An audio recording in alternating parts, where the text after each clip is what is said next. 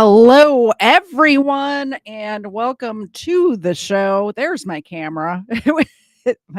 my camera. I thought it wasn't going to cooperate tonight, but there it is. It's cooperating. Can you guys see me? Am I clear? Hello. Um, so I got a great show planned for you guys tonight. I had never heard of this case before, but we're going to go over it a little bit. This guy just got out on parole, and he murdered his whole family with an axe. I don't know why we're letting people out of prison. What's happening? I guess there will be some discussion in the chat because when he did it, he was technically a child. But still, an axe murderer, do we want them out on the street? I'm not sure. We'll take a look at it. We'll look a little bit at his parole hearing.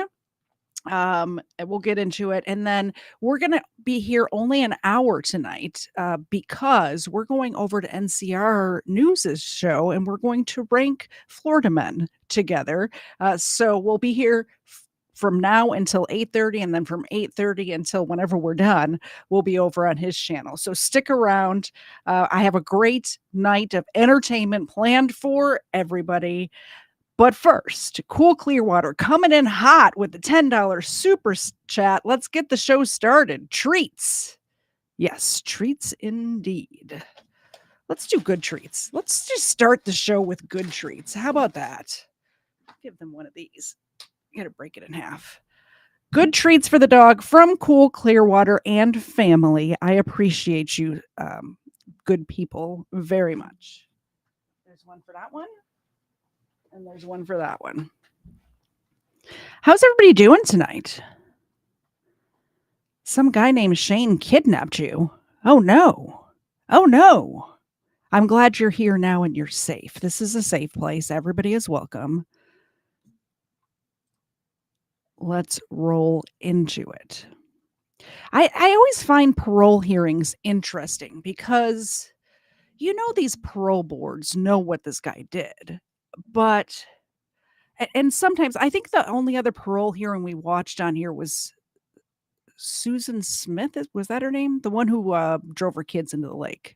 Susan Smith, I think it was. We watched that parole hearing on here as well.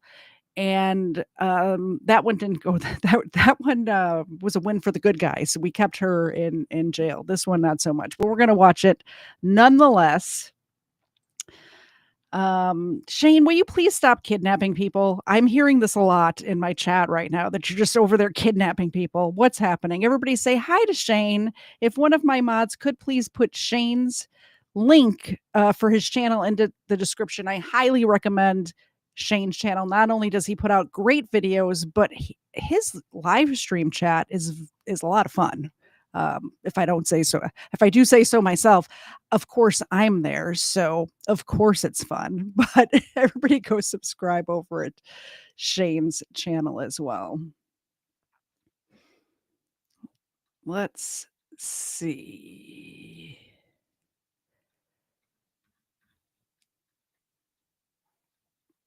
What? Okay, here we go. Let's hear about the Broms, first of all, before we get to the parole hearing, because this was a case, like I said, that I hadn't heard of until they let this guy out of jail. So I assume if I hadn't heard of it and I'm like, watch a lot of true crime stuff, that maybe some of y'all haven't heard of it either. Let me know in the chat if you had heard of this case before tonight or before they let him out, like before the last couple of weeks. Never forget. They may not be stories you want to remember, but they remain part of our history. History that helped shape and mold our justice system, how we raise our children, even how we see the world. In a three-part series of special reports only on KTTC, our Barrett Leone takes a look back at some of the state's most notorious killers and their crimes. Tonight, we start with a violent quadruple homicide. It happened right here in Rochester more than 33 years ago. Our Barrett Leone joins us in our studio, and she investigates the Brom murders. Barrett. Well, Tom, Caitlin, when you think of notorious Minnesota crimes, the Brom murders are at the top of the list. For the first time, KTTC spoke with a close family friend of the Broms. If you've lived in Rochester long enough, you've heard the name. This is him on his way to prison. This is the last time Rochester saw him. Brom.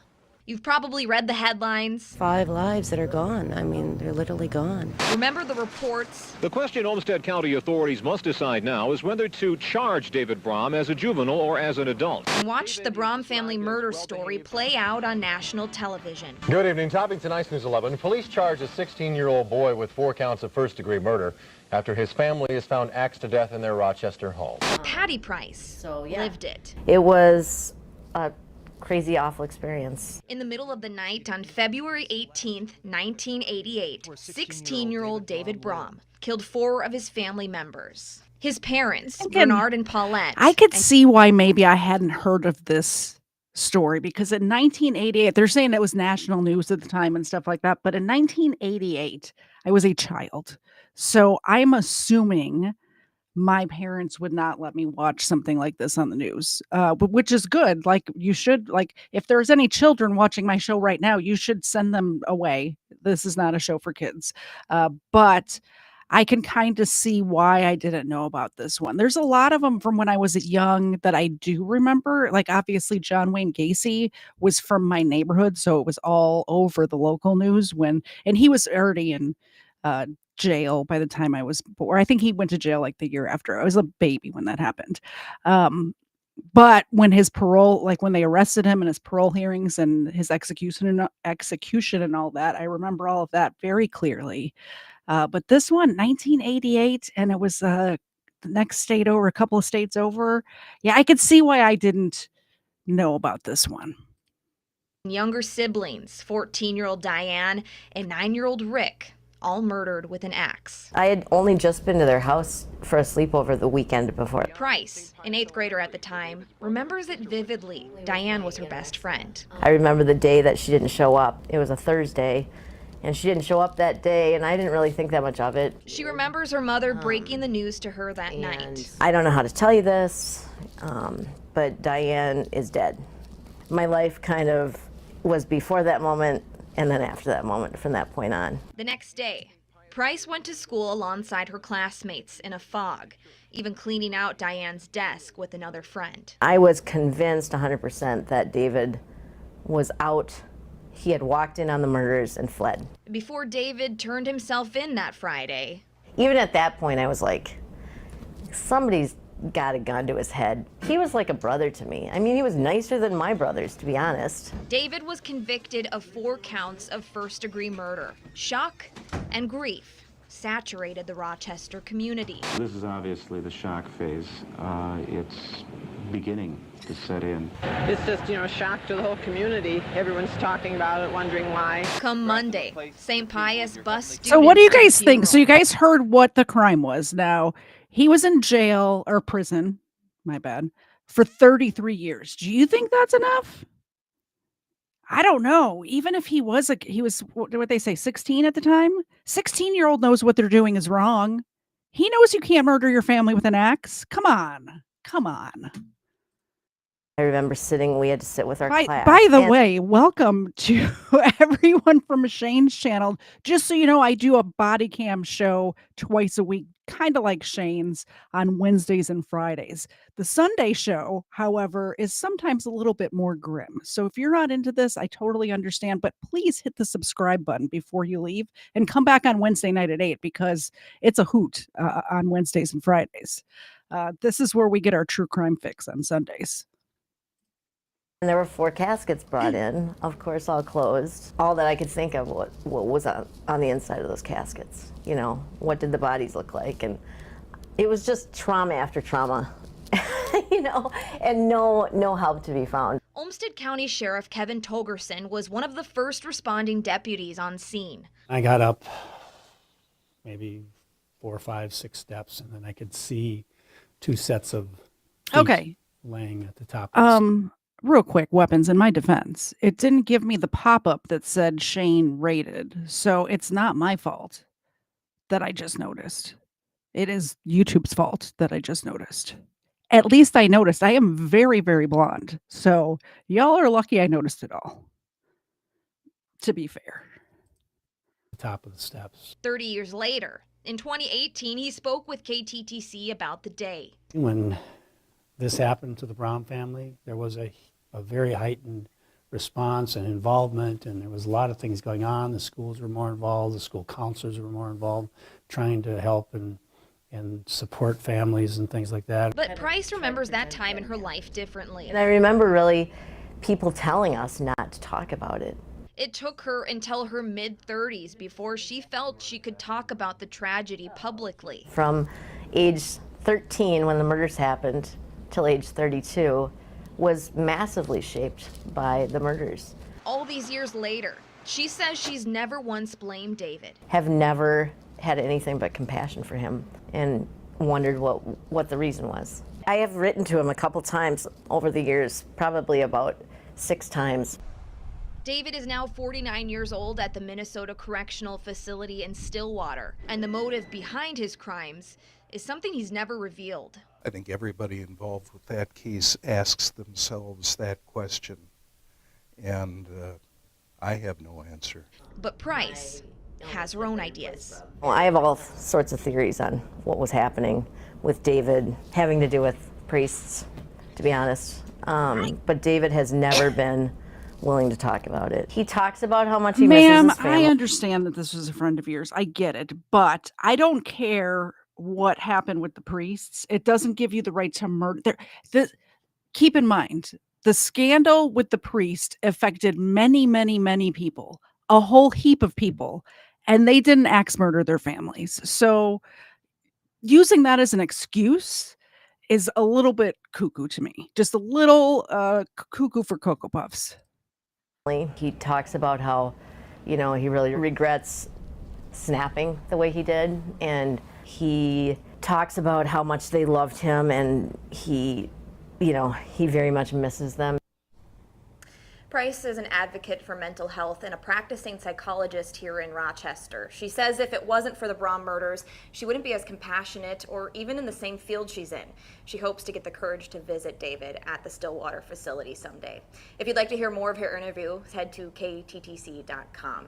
And I'll continue our 3-part series tomorrow night looking into a case. All right, so we're going to watch a little bit of that too. The court jester says, I didn't know you were from Illinois. John Wayne Gacy was actually a clown at my friend's party when I was like 6 or 7. Holy cannoli. When the story broke, my mother never let us go anywhere alone again. That's crazy. I lived less than I grew up in a house that was like right at like Foster and Harlem, on Nottingham, actually. Near St. Monica. So you're obviously from the same neighborhood. I went to like St. Monica was my grade school. You're obviously from the same neighborhood I'm from as well, which is crazy. That's what a small world. Meeting people over the John Wayne Gacy case. Yeah, if he was at your friend's party, then obviously we grew up in the same neighborhood. I don't think I ever actually came into contact with him. He was more like where St. Cornelius was. I was where like St. Monica was, which is, they're like a mile apart from each other. Cool Clearwater for $5. Edit and try again is rough tonight.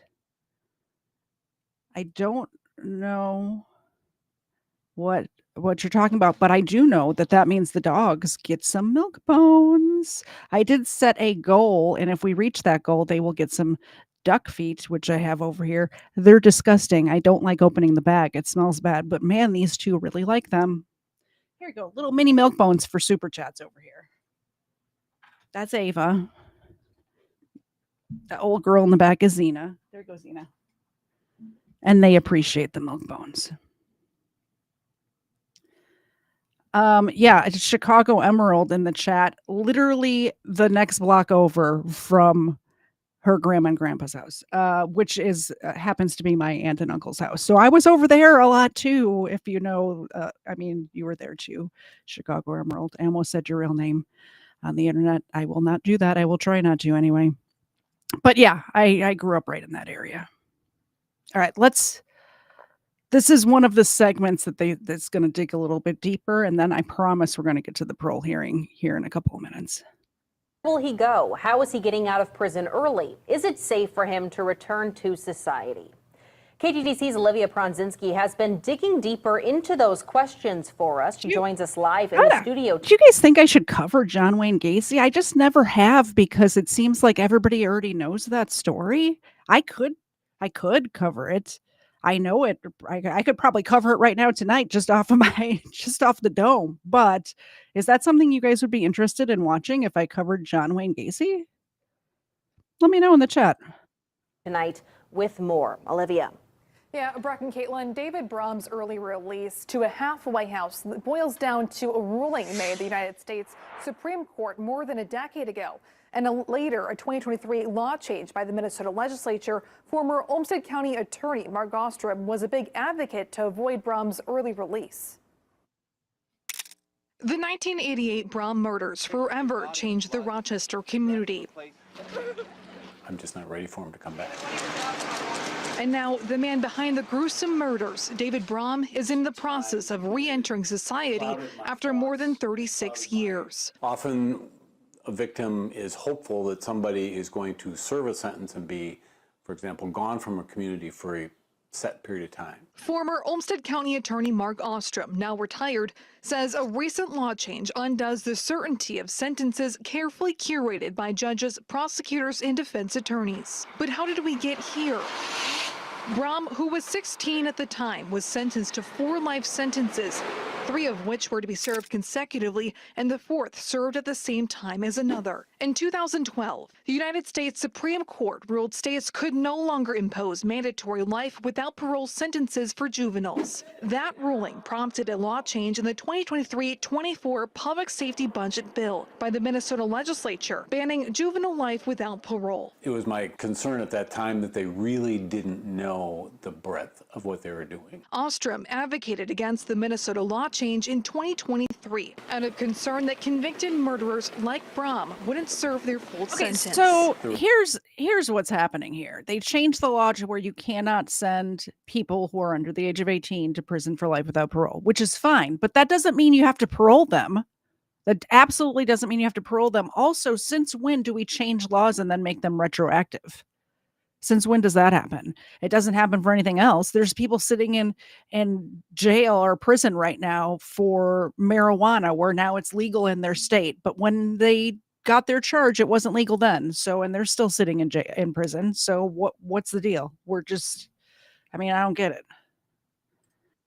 There's no doubt in my mind that David Brom would benefit from this statute. Olmsted County Sheriff Kevin Torgerson, who at the time was a deputy and made the gruesome discovery of the murders, echoing Ostrom's concerns. Mr. Brom is benefiting from leniency twice for mutilating 4 people, his family members, including his 2 younger siblings. Originally, Brom wasn't supposed to be out of prison until 2037. According to Ostrom, Judge Ancy Morse thoughtfully made Brom's sentence with the opportunity to come out, but much later down the road. He ultimately will not serve the sentence that she wanted him to serve for each of those victims. According to the Minnesota Department of Corrections Commissioner Paul Schnell, work release has been around since the 1980s and been successful in helping incarcerated individuals reestablish themselves in the community. This transition becomes really important in order for them to just be accustomed to operating. Once in the Twin Cities area halfway house, Brom will be under tight constraints, but will have regular access to the public. They get monitored for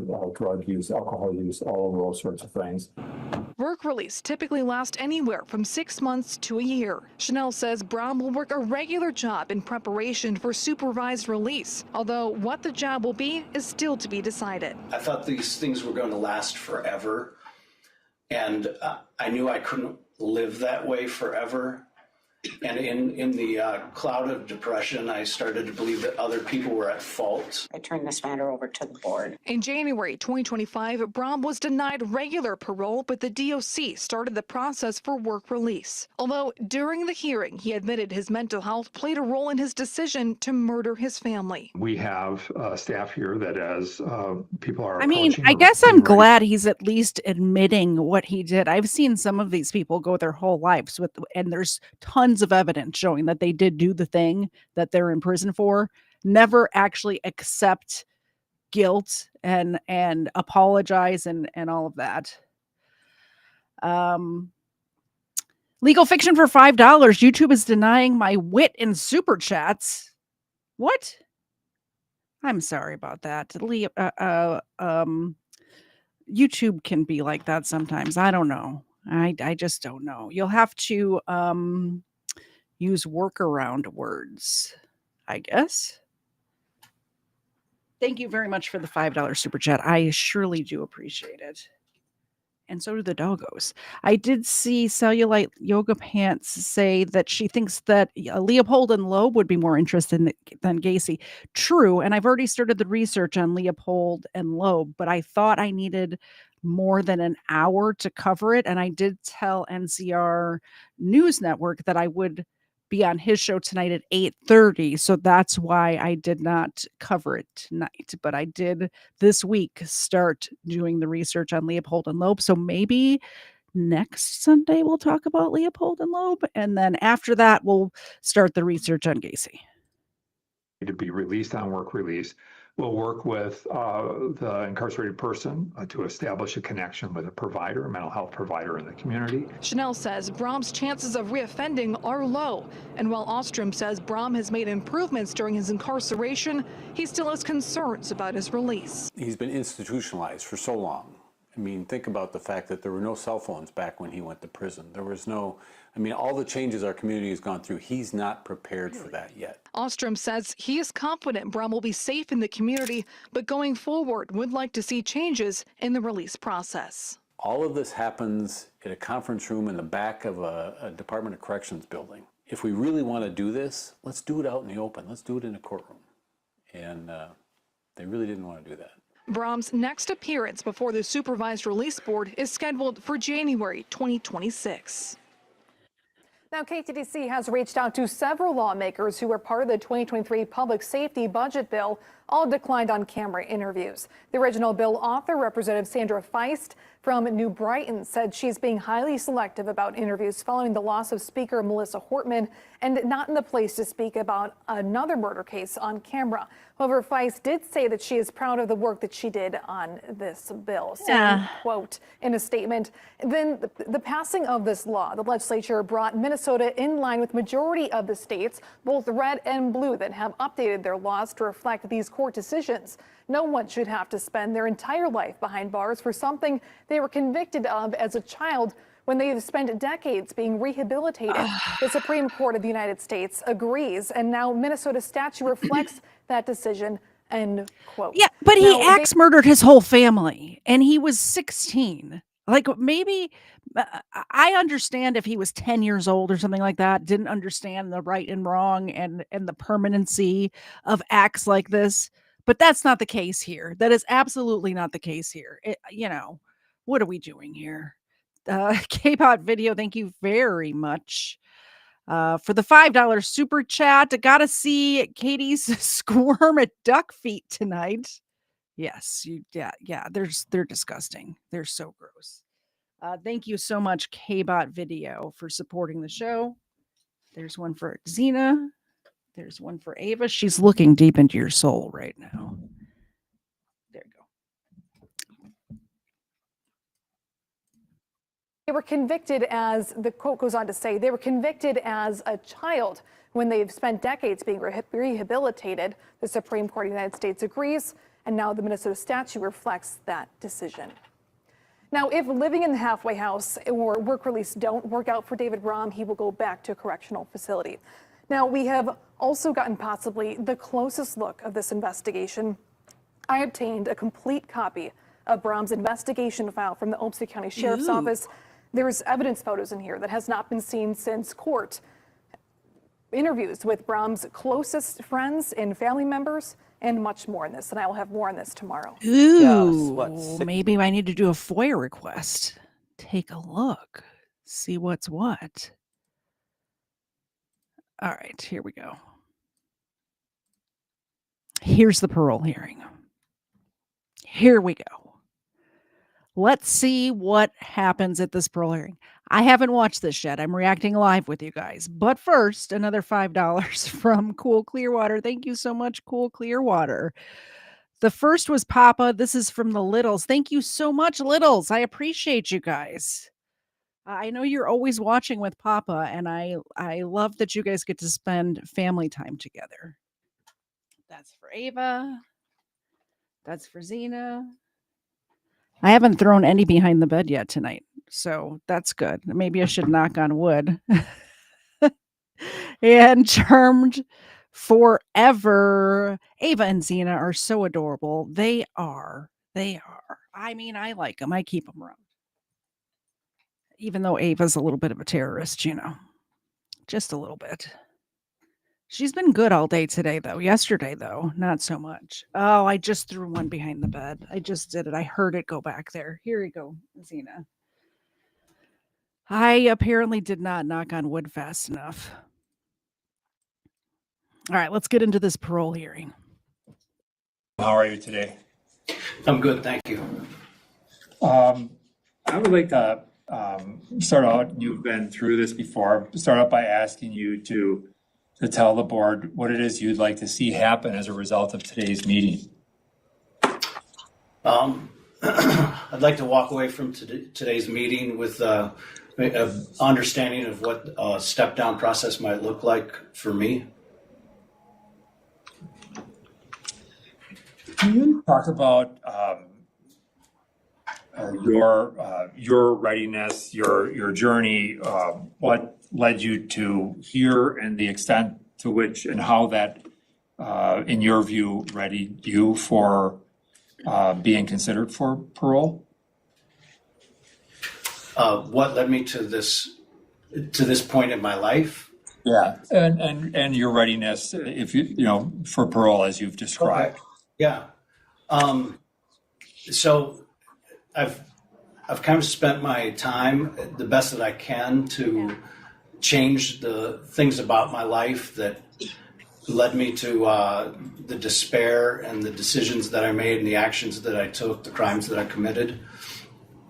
I tried to change everything that I could about myself, and I believe that through the help of staff, programs, the support system I have in my life, I'm a good example of what a transformation can look like in a person's life through the Department of Corrections.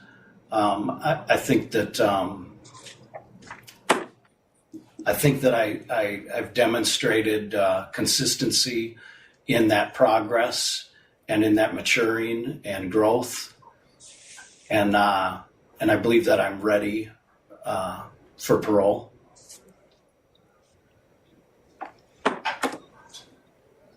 So we've had a chance to talk about this in prior hearings, but I think it's, for purposes here, I think it's important. As you know, the gravity of this offense is immense.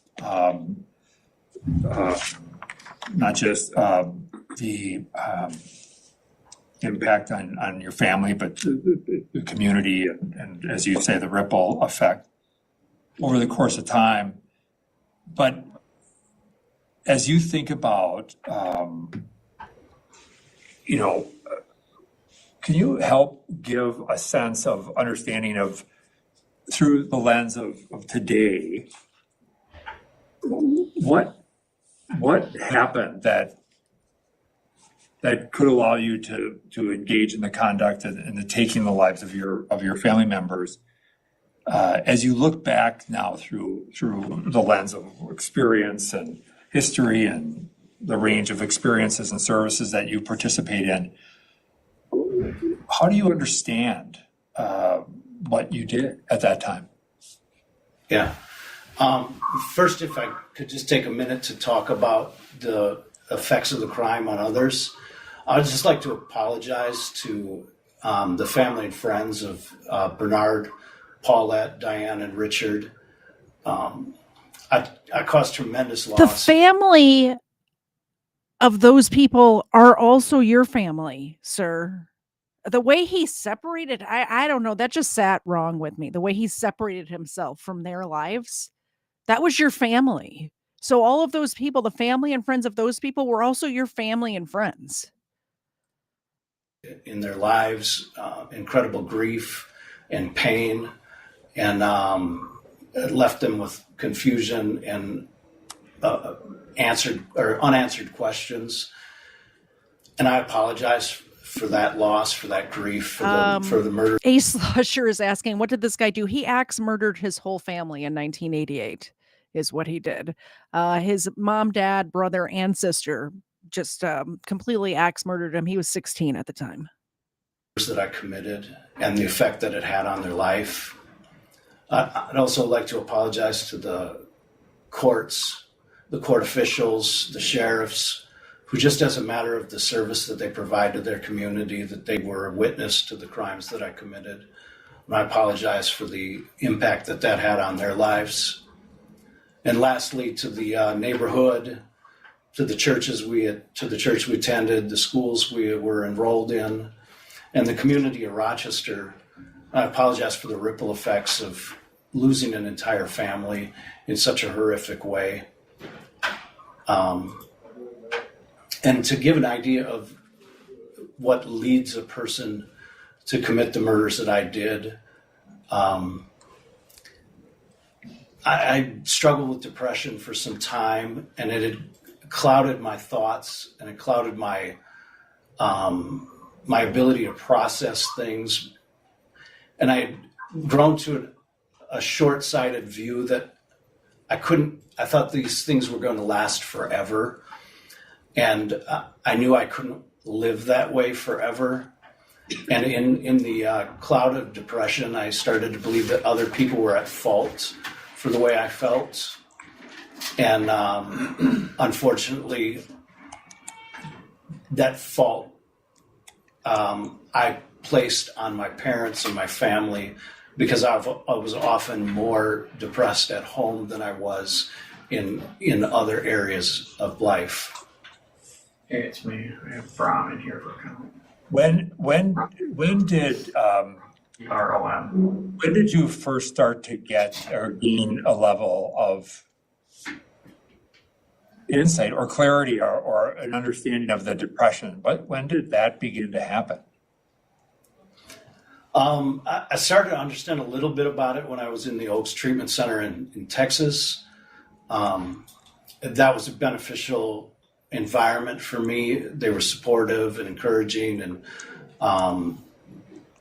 but I really didn't grasp the effect that it was having on my life until it started to kind of dissipate. That cloud started to dissipate in my life as I pursued my faith and as I pursued the investments that other people were making in my life, probably closer to my early 20s. Along the way,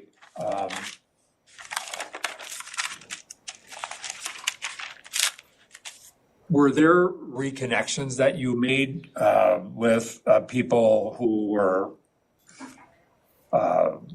significantly harmed by the offense? Yeah, I've had connection with several family members, all four of my grandparents, some aunts and uncles, and my older brother. I've also had some contact with a friend of my sister's.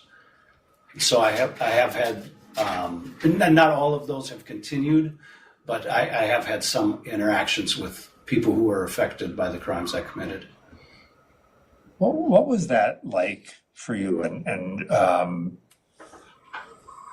as you, especially like as those things were happening or occurring or were about to occur, what was the experience of that? What was that like? It's always difficult to hear how painfully you've affected someone else's life. And so it was a difficult thing to hear, and to hear how it didn't end. The effects of the crimes didn't end after the funeral or after a short period of time, that they continue to feel the effects of loss and grief. It was also honestly sometimes difficult to hear their acceptance of me into their lives as I struggle to go through the journey of finding a way to forgive and accept myself. It was difficult sometimes to hear their forgiveness and acceptance of me.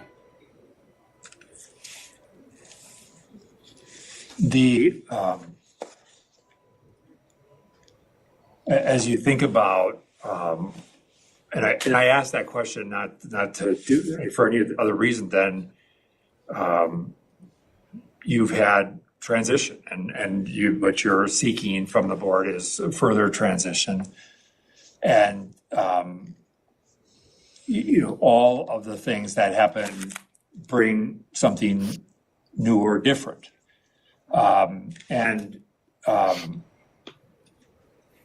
What do you anticipate, or what would you expect if the board were to move you forward, or look at grant parole? Is it just me, or does it seem like this parole board had its mind already made up before this guy even walked in the room?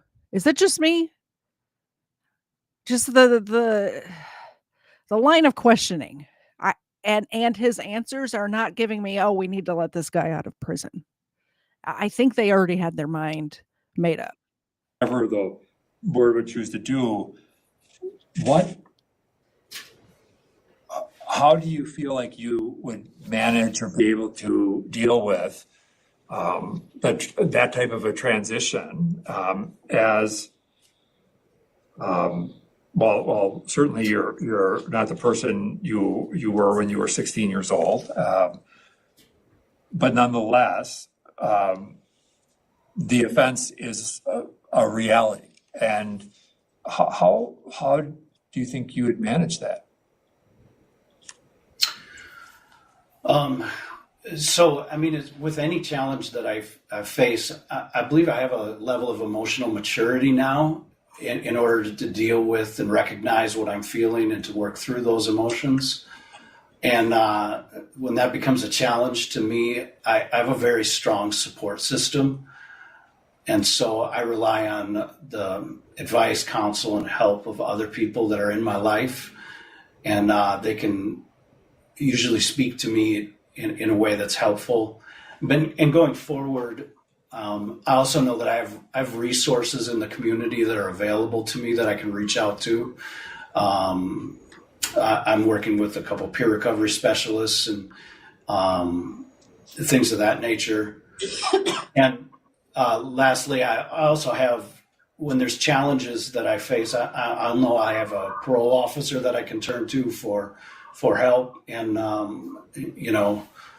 ultimately other corrections staff that I can turn to for help. He's acting like the parole officer is his friend. Apparently that was it. So, yeah, that was the parole hearing.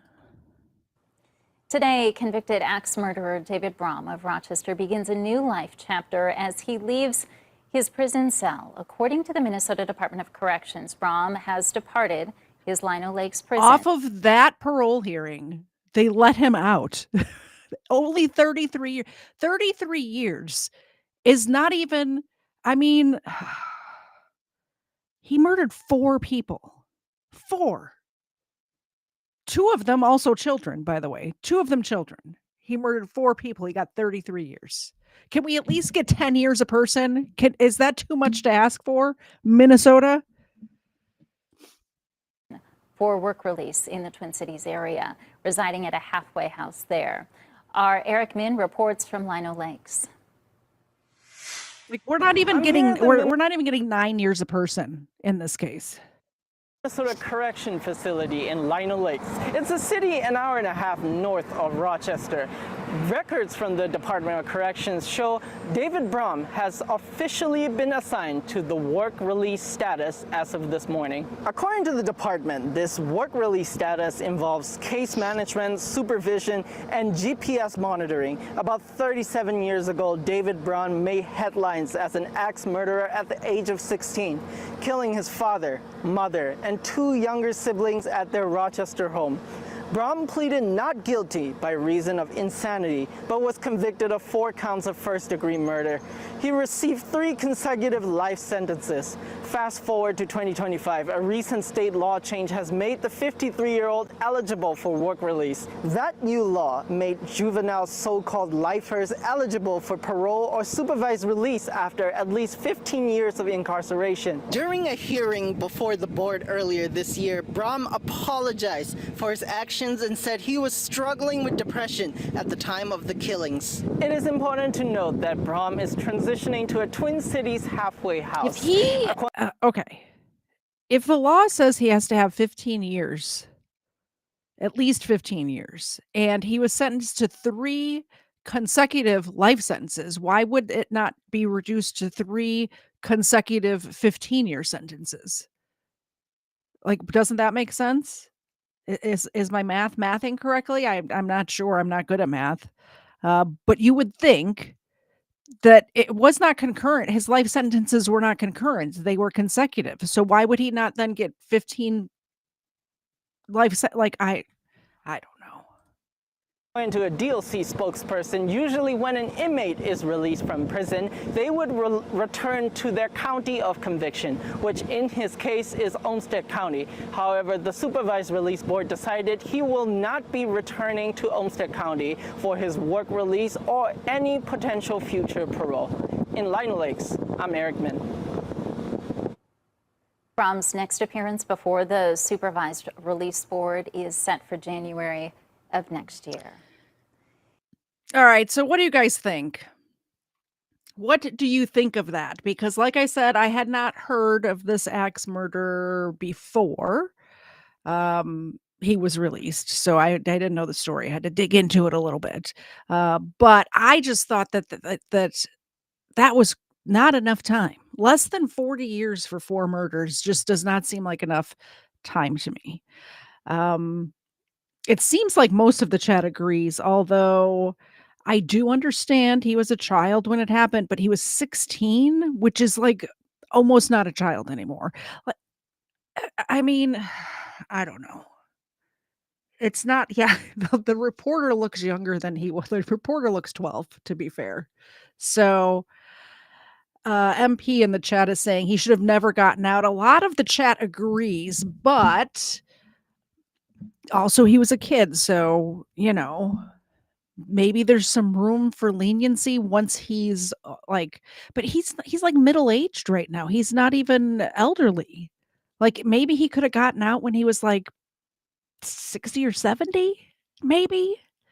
Right now just does not seem like the time to be letting him out, personally. I do have one more story queued up for you guys. It is about a woman who was driving her dying dog to the vet and decided that it would be a good idea to run a red light, cut off a cop, drive into oncoming traffic on her way to the veterinary office, and then, which, by the way, if your dog's dying and you decide you're going to make those choices and drive like that, that's fine. But then take the consequences. Like, know that if you're going to do that, then you might get arrested. You know? Video. Woman rushing dying dog to the vet, arrested by police after erratic driving. It says here, Hempstead County, Arkansas. Footage obtained by from the Arkansas State Police shows how a controversial arrest played out in Hempstead County. The dashcam video, time stamped around 12:45 on July 17th, shows a car with its hazard lights running a red light, with its hazard lights on, running a red light in front of the trooper's vehicle. The trooper goes after the vehicle and at one point can be seen driving on the wrong side of the road. Let's just get to the video. because it is 19 minutes long and we have 15 minutes left. So let's get to the video. We might fast forward through the boring parts because remember at 8:30 we're going over to NCR's channel. We're gonna watch some Florida Man videos over there. So all I'm saying is that if you make the conscious decision, I have to get my dog to the vet, I don't care what I need to do to get my dog to the vet, then when the cops pull you over, take your licks and hope the vet can save your dog while you're in jail. That's all I'm saying. There's no sound yet. There will be sound here in a minute. We're sitting at a red light. Okay, here we go. And there she is. Just cuts the cop right off. She just cut the cop off. Maybe there's not sound. Oh, there it is.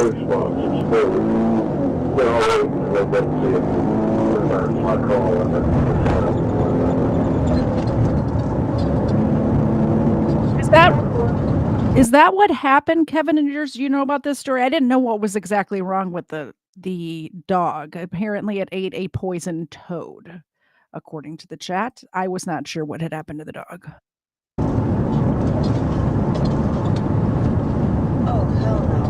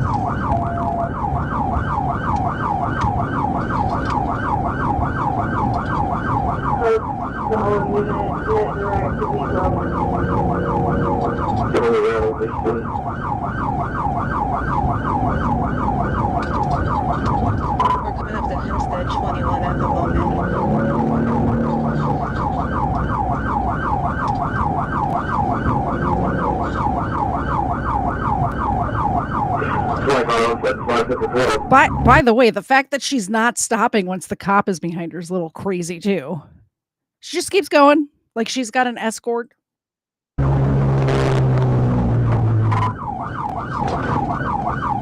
right, they just pulled off into the veterinary clinic.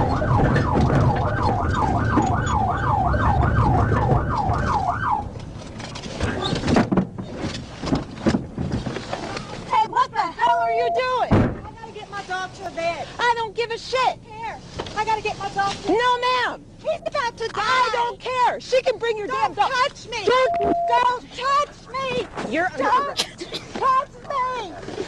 This is what I'm saying about if you're going to drive like this, you know what you're doing.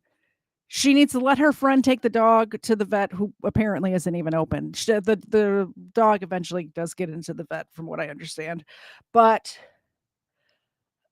the woman who was driving needs to walk up to the cop and be like, I know, put her hands behind her back and just take it, because like you just got to risk reward the situation in your head and know that I might lose my license, but at least I will have saved my dog. My dog's dying. This is at the wrong vet. We got it the wrong. You're gonna cut off traffic because you're. Is her vet at a random house? I live out in the country as well, and there's a lot of businesses that look exactly like this, where it looks like just a random house or a random barn, but it is indeed a veterinary clinic or whatever other business. So I kind of live in a rural area like this, so I get it. Your dog is dying? Are you kidding me? Flashers on! Mama, get him to the vet! Get him to the vet! Go to the other vet! I don't care if you had your flashers on. You ran a vehicle off the road. You're going into traffic. Wait! Get her away! Let me sit up! I will buy whatever you need, but let me sit up! I will sit down and do whatever you say. Sit up. Wait, I can't get up. I killed him. G12 coat. I killed him. Get in. Okay, I will. Get in now. I'm just telling you I will do whatever I don't give a shit what you're telling me. Get in.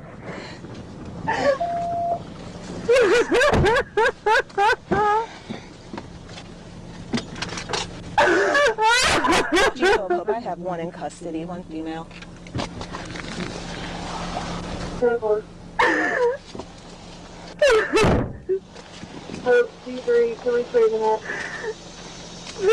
Ma'am, listen, you can bring your dog in there. They're close. Okay. Where's her driver's license? I don't know. I'll get it to you. Don't. What's her name, ma'am? April Robinson. Okay, come on. You go do your thing. That's fine. And what's your date of birth? 9/17/80. My name's April Robinson. I've never been in trouble.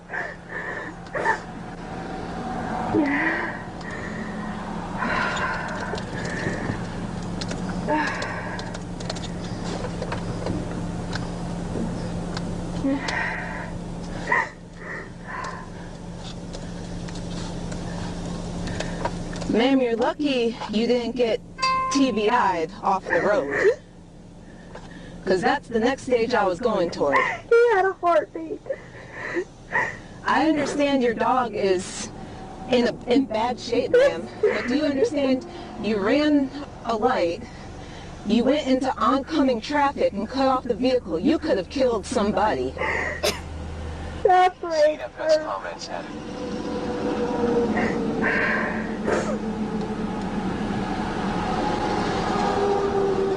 Why isn't she going? You're going to jail today. No, I'm talking about my mom.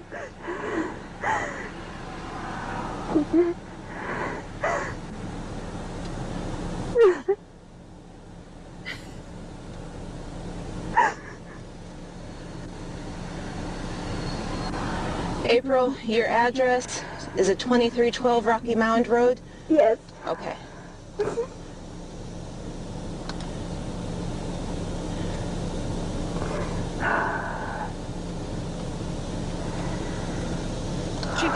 She did. We watched her go into oncoming traffic. She almost hit that white truck. There was a white truck coming right at her that had to swerve off the road to miss her. You don't put people's lives in danger over a dog, no matter how much you love your dog. I get it. That's your dog. You love them. Do you think I don't love these dogs? I get it. But I would not put other people's lives in danger over them.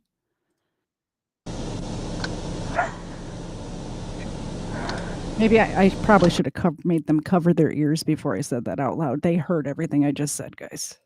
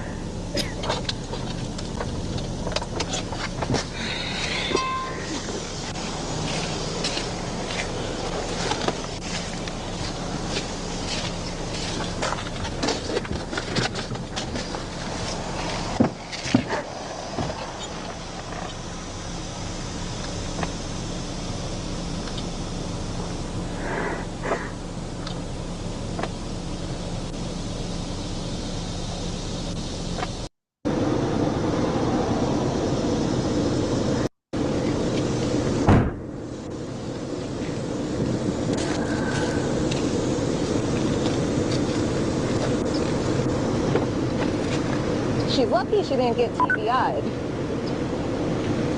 So her dog is apparently dying, and she decided that she was gonna blow through a light with her blinkers on or her hazards on, and then she went, yes, in town, and then she went around a vehicle with oncoming traffic, cutting them off like she was running.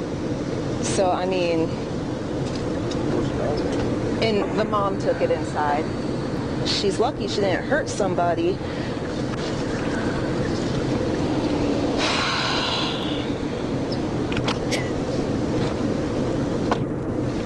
And I told her she's lucky she didn't get TBI because she just happened to slow down because she was behind a log truck. Yeah. Well, I was behind her. She just would not pull over.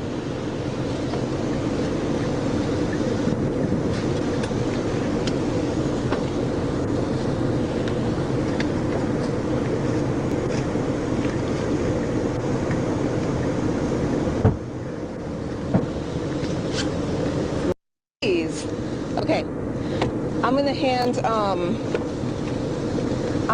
her mom these keys and let her take possession of it. I wrote her down for felony fleeing,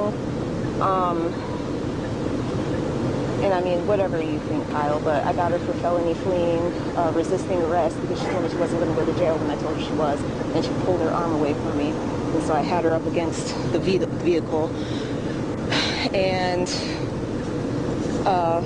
Failure to yield to traffic, and there's improper passing.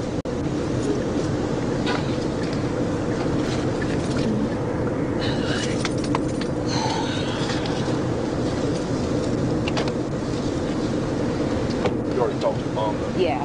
So, anything else you can think of or that I need to do? I may need some instruction on the felony paperwork, but I don't think so. Maybe not. I don't know. The felony paperwork, maybe? Okay. All right. Well, I greatly appreciate it. I'm gonna give her these and I'll take her on in. Thank you.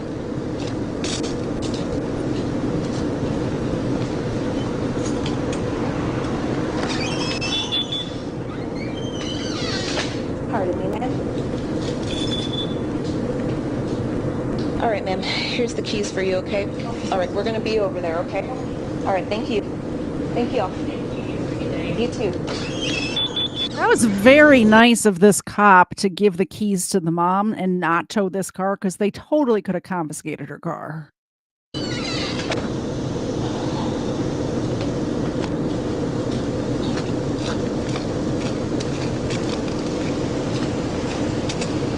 All right. You know what? I sure don't. I have her pulled up in Atlas, but all right. Thank you.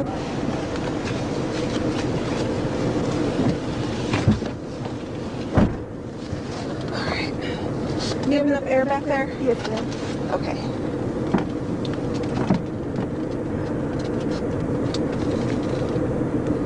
G12 Hope. So what do you guys think of the two stories we covered tonight? A, should that dude, Brom, be getting out of prison? We had a good discussion about that. I think most of the chat agrees that probably eventually someday getting out since he was 16, but not now. Like not right now where he hasn't even spent 10 years in prison for each one of the people he axe murdered. And then this woman with her dog. Man, what are we doing with the dog? I just saw another super chat come in. I was about to say we're going over to best Marx Brothers movie ever, Duck Feet. We will hand out Duck Feet, and then we're going over to NCR News Network's channel. He and I will be, these smell so bad, ranking some Florida men. We will definitely be ranking some Florida men. Here's the Duck Feet. The dogs love it. Thank you so much, Cool Clearwater, for supporting the show tonight, and everybody else who supported the show, whether that be by super chatting or I need a wipe. Or by just hitting that like button and the subscribe. I truly appreciate any support you guys give. I have it set for all of you to meet me over there on NCR News Network show. Right now, we're actually 1 minute late. Hopefully, he's started and we can just seamlessly transfer over to his show.